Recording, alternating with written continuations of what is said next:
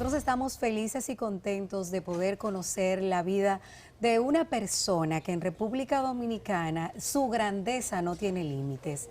Ha sembrado mucho en el área de la comunicación, presentador, ha sido como un puntaje verdaderamente certero para los temas turísticos, una persona que se puede desdoblar en todas las áreas y que nosotros hoy vamos a conocer un poquito más de toda su trayectoria y cosas que a pesar de que uno dice, wow, cuántas cosas hace y las hace bien, que quizás no conocíamos que también a él le dan cierta inclinación. El señor Ellis Pérez está con nosotros, un orgullo dominicano, qué bueno tenerlo aquí en El Despertador. Severo. Pero sobre todo que se conserva muy bien usted, porque leí por ahí que tiene unos añitos, pero no lo parece.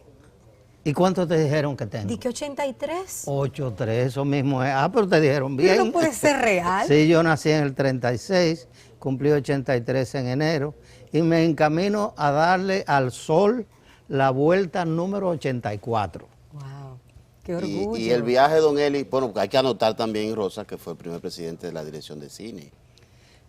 Bueno, director general, Director general de la dirección yo fui de cine. el director general fundador. Con usted comenzó todo de la ese dirección movimiento general. oficial. Yo armé el muñeco. De fomento a la industria del cine. Pero yéndonos un poco a sus inicios, ¿cómo comienza la carrera de don Ellis Pérez en la comunicación? De manera muy casual. Yo aprendí, estaba en el proceso de aprender inglés, porque un amigo en una ocasión me convenció que yo debía aprenderlo. Me dijo, mira, Ellis, si tú aprendes inglés, tú y yo podemos hablar y nadie sabe lo que estamos diciendo, porque aquí casi nadie habla inglés. Digo, no me digas. Y en ese momento vi la chispa. Digo, concho, voy a aprender inglés. Al año ya yo estaba dando clases informales de inglés como profesor y comencé a hacer el Hit Parade en la HIZ en 1953 cuando tenía 17 años y parecía que tenía 14, chiquito, flaquito. De manera que yo me acerqué a la HIZ porque don Frank Hatton, que tenía una raíz norteamericana, tenía una hermana que le mandaba los discos que estaban de moda en Estados Unidos desde Nueva York. Y se los mandaba, sí, se los mandaba con suficiente frecuencia que en la Z siempre estaban al día con la música norteamericana. Entonces yo, en mi proceso de aprendizaje, oía esos programas. Decidí acercarme para que me repitieran algunas canciones que yo tenía avanzadas, oyéndolas y escribiendo las letras.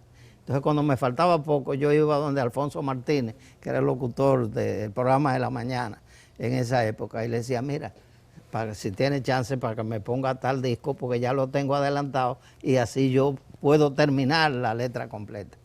Y así me hice amigo de Alfonso, y finalmente yo terminé diciendo allá en la Z, caramba, ustedes podrían hacer un programa como el Hit Parade en los Estados Unidos, que es la presentación de las 7 canciones más populares de la semana, porque yo oía ese programa también en mi afán de aprendizaje por La Voz de América los sábados. Entonces, cuando hice el comentario, Homero León Díaz, que era el director de la emisora, y que Dios lo tenga en la gloria, Homero fue un hombre muy especial de la radio dominicana, se lo comentó a Frank Hatton, al dueño.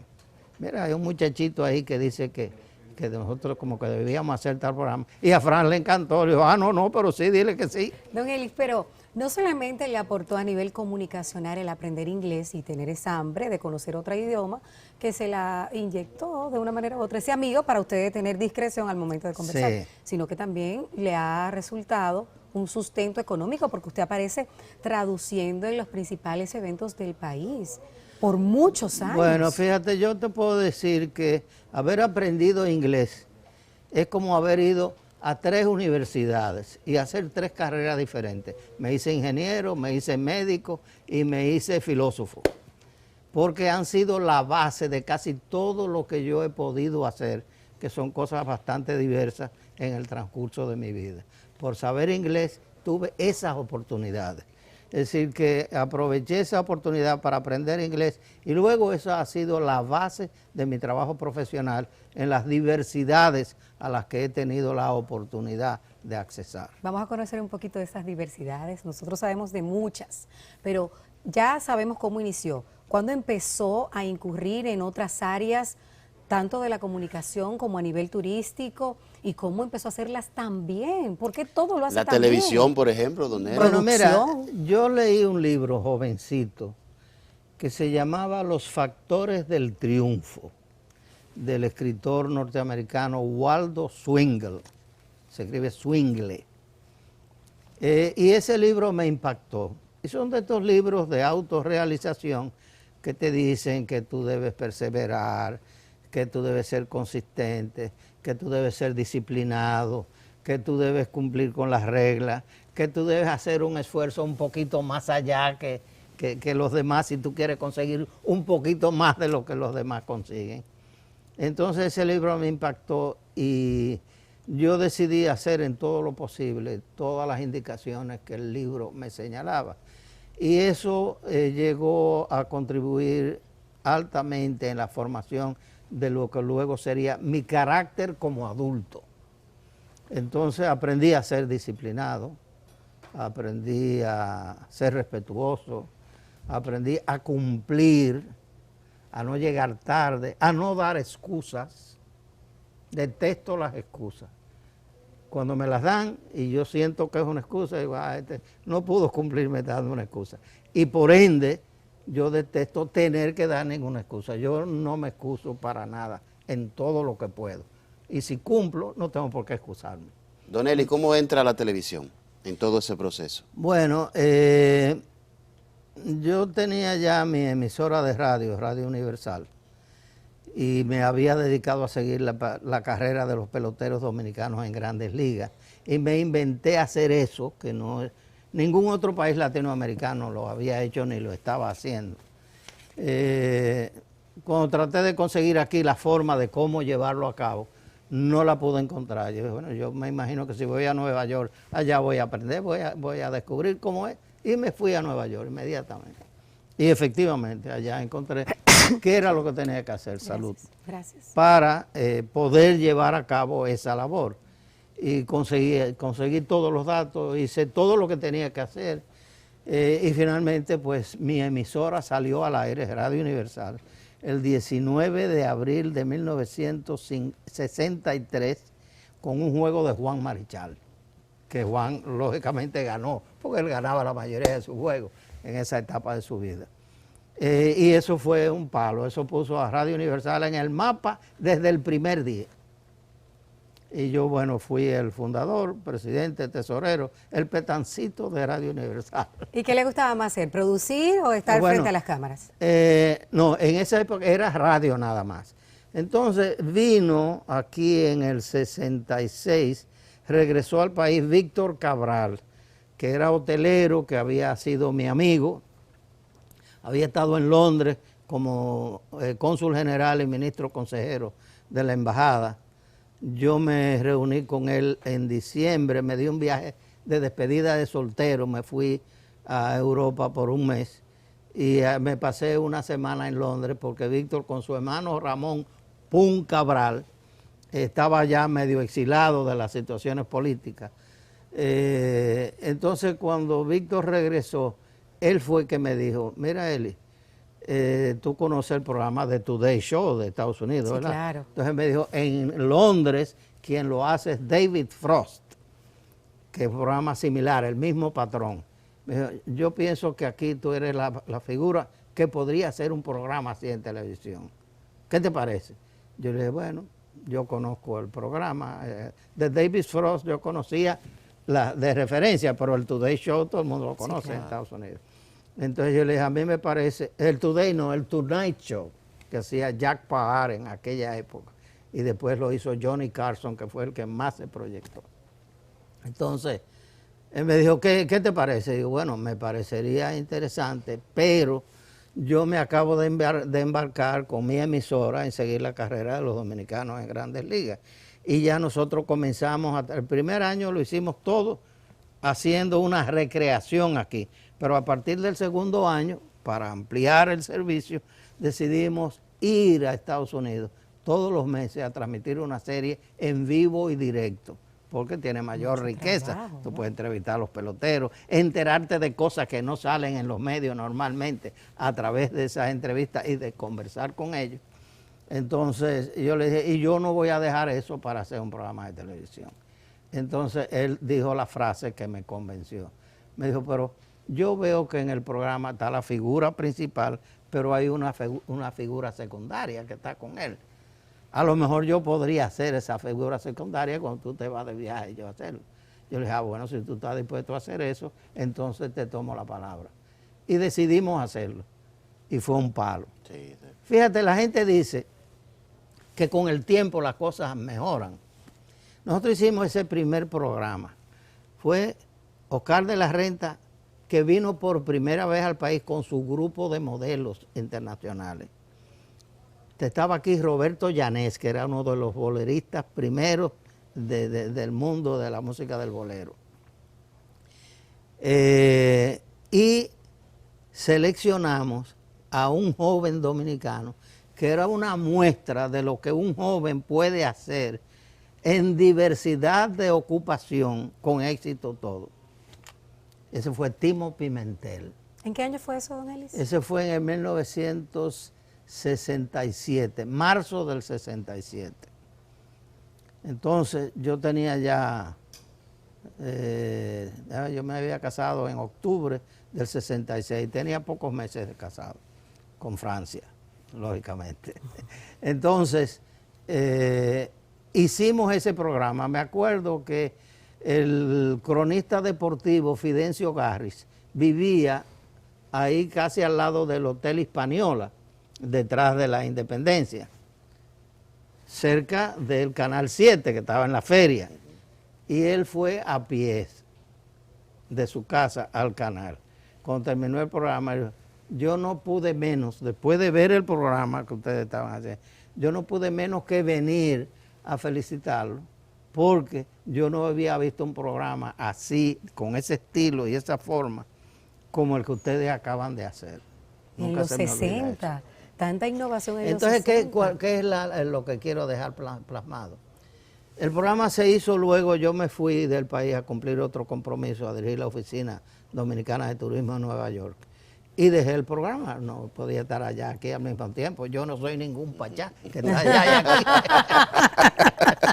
Ah, buena eso. Entonces, la moraleja que queda es que, a mi juicio, ese primer programa fue el mejor programa de los 15 o 17 años que finalmente duró el programa. Así que no necesariamente tú tienes que ir mejorando las cosas con el tiempo. Sí. Cuando tú tienes un buen producto y lo presentas, el producto habla puede por sí empezar en mismo, grande. se vende por sí mismo. Ese fue el mejor programa. Y como un hombre recién casado tenía tantas ocupaciones, ¿cómo usted alternaba su vida personal con la profesional? Francia es el tipo de mujer que yo estaba buscando y tuve la fortuna de encontrarla.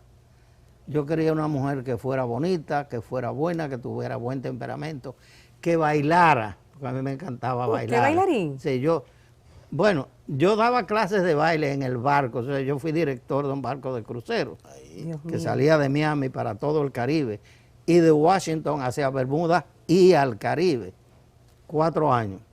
Ahí fue que yo hice mi ahorro para poder luego montar la emisora que monté, Radio Universal. Entonces, bueno, pues en Francia yo encontré esa respuesta. Cuando yo era director de crucero, siempre pensé en ese tipo de actividad. Yo jovencito, sin compromiso, yo tenía como James Bond, llave para matar, aquí, allí, allá, todo en nombre de la reina. Pero lo hacía. ¿Eh? ¿Usted era picarón? Ah, sí, mucho. Ah, pero caray. Ah, caray. Chiquito, flaquito, pero rendido. Arrendidito. De Santiago. Ya tú Entonces, sabes. Francia Un lo frenó. caballerito bien puesto. Francia lo frenó. ¿Francia? Lo frenó. Bueno, no fue que me frenó, sino que yo viví mi vida de soltero. Cuando yo encontré la mujer que buscaba y tuve la fortuna de encontrarla, bueno, entonces ya yo dejé de ser soltero. Entonces yo tenía que amoldarme a lo que iba a ser mi vida a partir de ahí, y eso es lo que he hecho. Y he tenido mucha suerte. Tenemos una familia magnífica, 3 hijos. ¿Cuántos años? 4 nietos. Francia y yo tenemos 52 años ya de casados. Dios mío. Qué bendición. Que parecería que debería ser nuestra edad, ¿verdad? Sí, yo creo que sí. Pero Entonces, qué bueno. eso, esa sugerencia de mi amigo Víctor Cabral me lleva a la televisión. Entonces, cuando llego a la televisión, el primer programa fue un palo. Es como la primera transmisión de aquel día de inauguración de Radio Universal. Un juego de Marichal que siempre tiraba los 9 innings, mantuvo ese interés todo el tiempo. Y Radio Universal nació ya adulta Pegada. prácticamente. Usted es un hombre de radio, don Eli, y eso lo confirma, ¿no? Además, Radio Universal se convirtió en una emisora en el tiempo referente a nivel de tecnología, muy avanzada. La radio, ¿cuál es su análisis? Los contenidos que se están manejando, los discursos, los locutores, la formación. ¿Qué le preocupa? Bueno, mira, ¿Qué debemos mejorar en esa dirección? Hay diferentes formas de tú evaluar lo que sucede.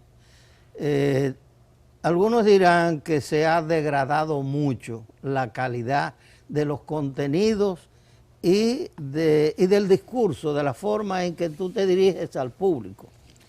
Pero yo, aunque critico la parte que se ve negativa y parte de la cual de hecho es negativa, pero también celebro que haya habido ese grado de apertura que le ha dado oportunidad a muchísimos jóvenes de integrarse a una profesión tan atractiva como es la locución, que te permite, aunque sea en la radio, que no te ven, pero te escuchan, y algunas veces con escucharte solamente, al oírte te dicen, pero usted es fulano de tal. Sí. Y te da un grado de popularidad y de sobresalir ante los demás. Es una gran oportunidad. Entonces yo prefiero pagar el precio de lo que resulta negativo ante la oportunidad que significa tener acceso a un medio como la radio. Y hay otra cosa que es incontrovertible: el tiempo no se detiene, la sociedad sigue adelante, una sociedad creciente como es la que vivimos, que cada día somos más y más y más y más. Solo hay que preguntarle a los chinos, ¿verdad? Y después a los hindúes. Usted tiene un sentido del humor que yo desconocí. Sí.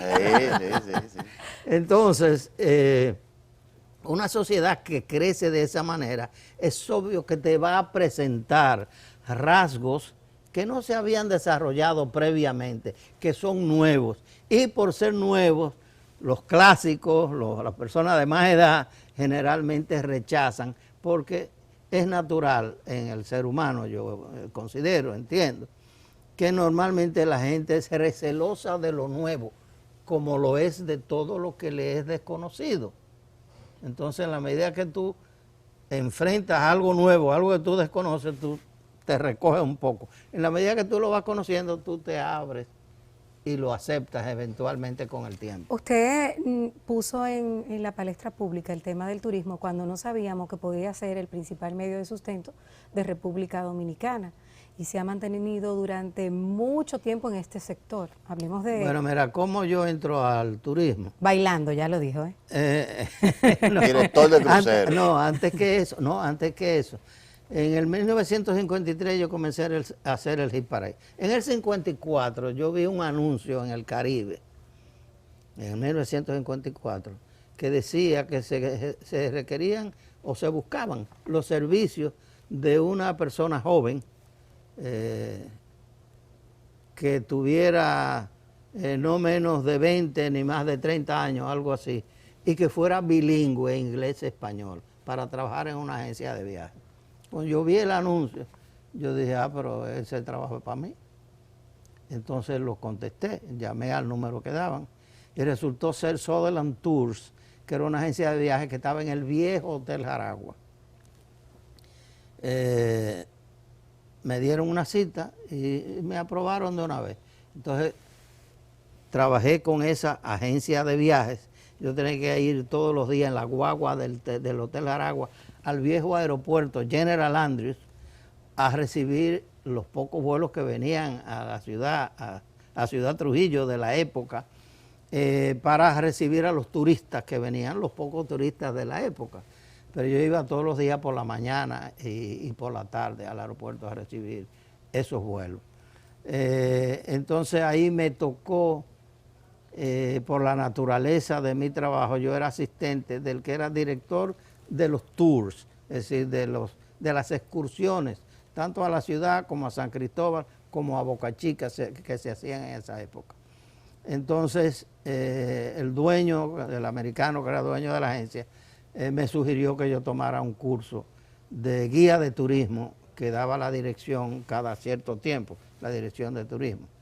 Entonces yo hice ese curso con Carlos Pellerano, que era el director nacional de turismo de esa época, cuando Trujillo, en 1954. Y ahí, bueno, pues ya me compenetré más con el sector. Y a partir de ahí, desarrollado diversas actividades dentro de ese sector general, incluyendo la de haber sido director de cruceros, que en mi época, yo comencé a los 23 años, a los 24 yo era el director de cruceros más joven del mundo. Muy exageradamente Yo joven. tenía 24 y parecía que tenía 18, 19. Que usted esa virtud la tiene desde siempre. Entonces, bueno, eso fue una experiencia extraordinaria. Esos 4 años es como haber vivido 20 años comprimidos en esos 4. Una persona comprometida con el turismo, con la industria sin chimenea.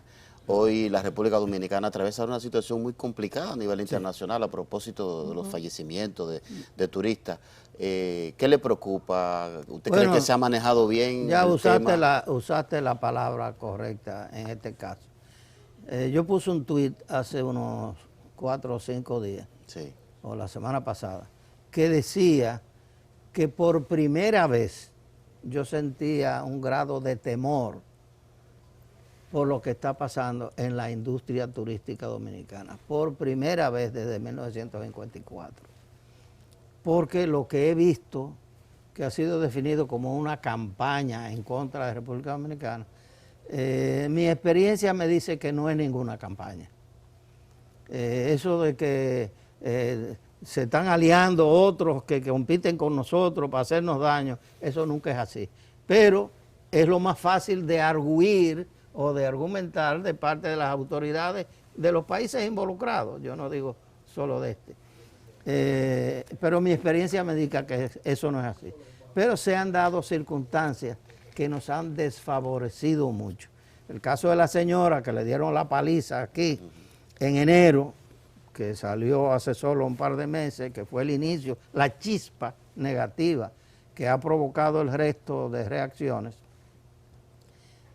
Cuando yo vi la imagen de esa señora, yo mismo me dije, pero ven acá, ¿y cómo un hombre le puede hacer un daño así a una mujer? Y a una mujer joven, totalmente desfigurada. Si yo hubiera sido periodista en ejercicio en Estados Unidos, yo actúo igual, yo hago una denuncia, pero no puede ser, alguien tiene que responderme por esto. Bueno, y eso fue lo que sucedió. Ahora, verá, bueno, pero ¿y todos los demás?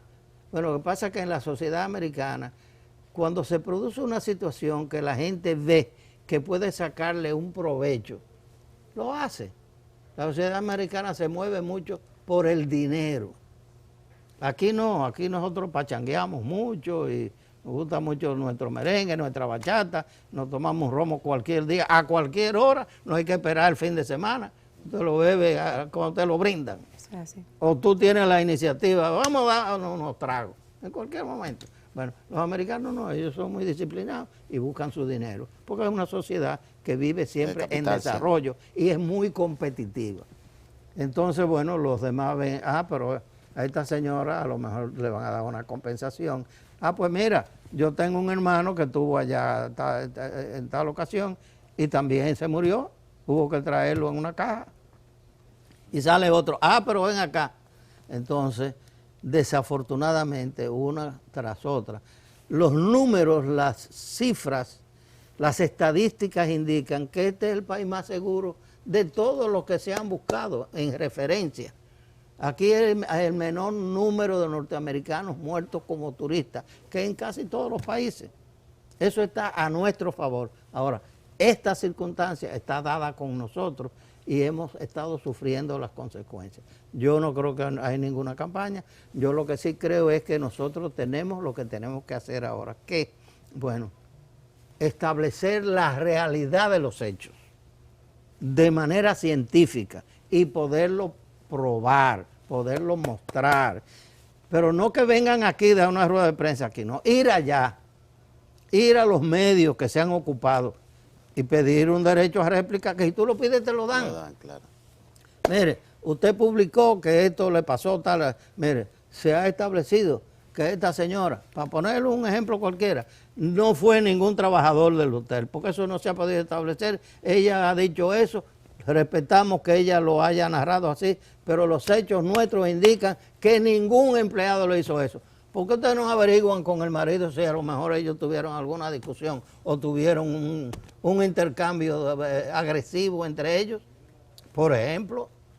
Entonces, ese tipo de cosas hay que hacerlo. Y que la pareja que murió, bueno, este murió por tal cosa, mírenlo aquí, los exámenes toxicológicos, eso es lo que establecen. Tengo entendido que parte de ese trabajo está en plena realización actualmente. Pero luego no es decirlo aquí. Nuestro ministro, Francisco Javier García, no es para decirlo aquí en una rueda de prensa, no, es irse allá. Así es. O mandar a alguien con autoridad, pero yo diría él mismo, ir a los principales medios. Señores, ustedes nos pusieron en esta situación, respetamos eso, es una noticia legítima, yo lo hubiera hecho también, ahora nosotros queremos que ustedes nos permitan mostrar el otro lado de esa misma moneda. Mírenlo aquí, esta es la realidad. Y ante eso, y una agencia especializada, tengo entendido que ya ha sido contratada, sí, que haga el trabajo que tiene que hacer. Ahora, ¿qué es lo que tiene que hacer? No hay que inventar nada. Los profesionales saben lo que tienen que hacer. Tienen que buscar otra noticia que sepulte, que deje debajo la que se produjo, que nos está haciendo ese daño. ¿Cómo? Bueno, ese es su trabajo, son especialistas en eso. Eso es lo que tenemos que hacer. Don Elis, usted acaba de mencionar de que puso un tuit.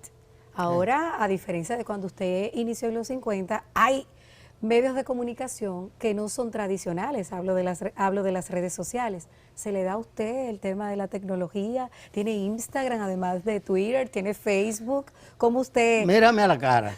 ¿Cuántos años yo tengo? 83, pero parece de 70, 60 y pico. 60 y pico. Bueno, yo trato de mantenerme al día. Y yo uso mi computadora, yo le doy a las teclas y busco en Google todo lo que se me ocurre y busco los datos que necesito para escribir mis artículos algunas veces. No se pierdan en la columna de mañana. Yo publico los sábados en el Listín, en la página 2 sale, que va a estar interesante. No lo debo decir porque lógicamente uno no debe decir las cosas que va a hacer, sino mostrarlas una vez que están hechas. Exacto. Pero mañana no se la pierdan. La vamos a leer. ¿Se le da fácil? ¿Se adaptó fácil? Yo me he adaptado fácil. No soy lo que llaman un experto. Mi mujer, Francia, se convirtió en una experta. ¿Usted le pide asesoría a doña Francia? Ah, sí, ella me resuelve la mayoría de las cosas. Cuando son un poquito más profundas, hay un técnico que nos da servicio. De todas las cosas que usted puede hacer y de la manera magistral que la hace, ¿cuál es la que más le gusta? Y cuando estaba pequeñito, ¿cuál de esas era que usted quería hacer? Porque usted es un pulpo de las actividades, sabe hacer todo. Bueno, yo lo que pienso es que uno tiene que aceptar los retos que se le presentan en la vida. Yo me acuerdo un sociólogo dominicano que en una ocasión me dijo, Eli, tú eres uno de los pocos dominicanos que tienen los ojos abiertos siempre. Digo, ¿y por qué tú me dices eso, Fran Marino Hernández? Y él me dijo, bueno, porque eso es lo que yo observo en ti. Entonces yo siempre he estado alerta, atento a lo que me circunda y a las oportunidades. Las oportunidades son solo oportunidades cuando tú las detectas. Las oportunidades te pueden pasar por el frente y si tú no las detectas es como si no hubieran pasado.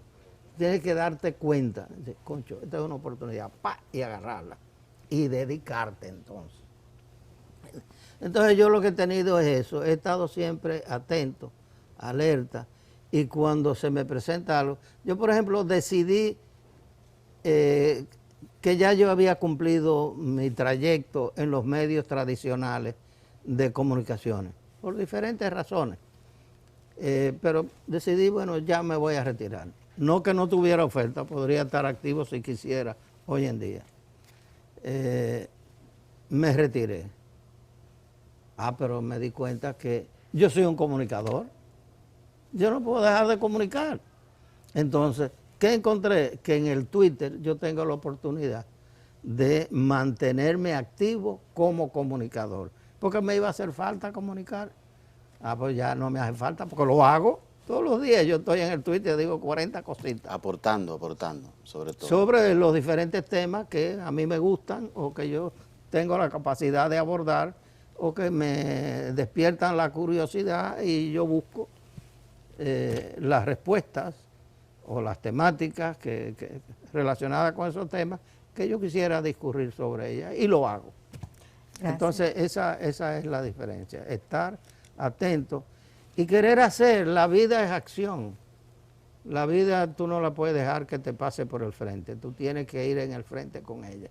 Bueno, le agradecemos esa lección de vida que usted nos dio hoy, porque a veces uno ve una persona exitosa, pero no sabe los sacrificios que hay detrás de esa persona exitosa, y usted ha dicho que la disciplina, el empeño, la entrega debe ser esos ingredientes principales. Y el esfuerzo un chin más allá, que muchas veces nosotros nos conformamos y nos cansamos. Concho, ya he tratado tantas veces y no hay manera. O la cotidianidad nos arropa. No te puedes cansar, tienes que seguir. Que si tú lo quieres de verdad, se te tiene que dar. En el nombre de Dios. Gracias, don Eli, por acompañarnos en el día de hoy. Vamos a una pausa, señores. Gracias, que Dios mío, qué diamante hemos tenido hoy en la entrevista central del Despertador. No solamente conocimos su historia de vida, sino que nos llevamos muchas lecciones con esta entrevista del señor Elis Pérez. Vamos a una pausa, ya regresamos con más. Asociación Cibao de Ahorros y Préstamos presentó